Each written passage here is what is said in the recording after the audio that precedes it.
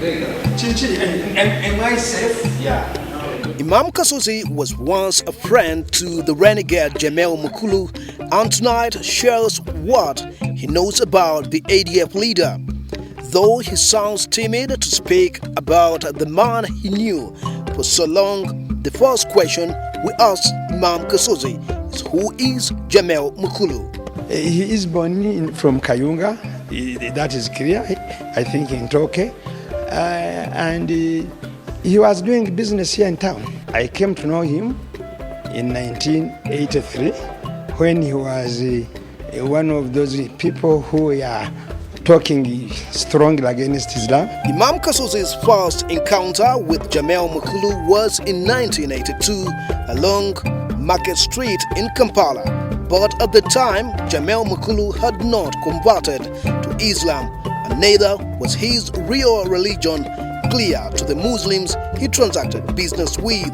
He appeared to be born again at that time, but people say he was originally Catholic. Having traced his religion that Jamel Mukulu was a Catholic and a strong critic of Islam, the year 1983, Mukulu never knew that the time had come for him to convert to Islam. He engaged himself in a religious debate along Market Street with Muslim scholars, and that marked the end of his Christian strong faith. He engaged in a debate and with Muslim scholars who use the Bible as their tool. And then one of them, as I have told you, is the late Sheikh Zubair Bakari. He was an RDC. At that time, he was, I think, chairman in Nakasero Mosque. And then people like Abdul Cheswa, who is still living. This man says, I have seen light, and he became Muslim. Having converted to Islam, Imam Kasusi says, given his charismatic character and his undisputed skill in public speaking, Mukulu was an admiration of many Muslim youths. He was a good religious man who prayed all the time from the mosque, because we had a mosque in Kiti, in Kala zone, where we all went. He was preaching to people. He was encouraging people to become good Muslims.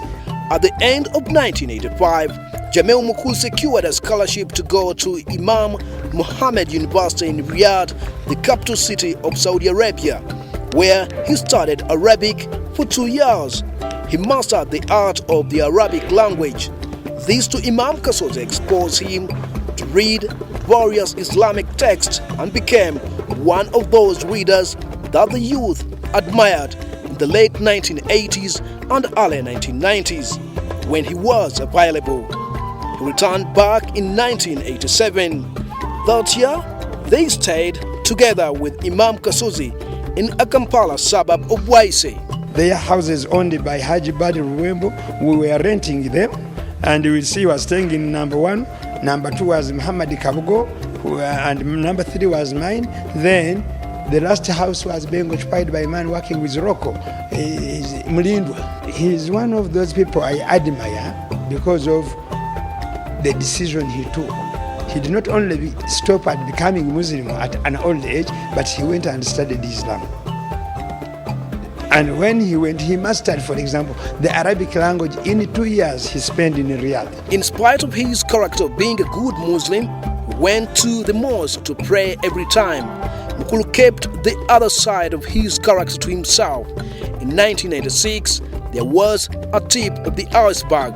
An intelligence report linked him to subversive activities targeting to overthrow the first legitimate government shortly after the 1996 first general and democratic presidential polls. There was an activity which was termed to be a rebel activity in Buseruka. Buseruka, I think now is in Hoima district. And when, after what was revealed thereafter, they linked people who were there with Jamil for purposes of his security, like any other person. When he found that he was also not safe, he had fled. The community, the Muslim community, suffered. Many of our youth were tortured. As a matter of fact, what people call safe house, had already been in existence.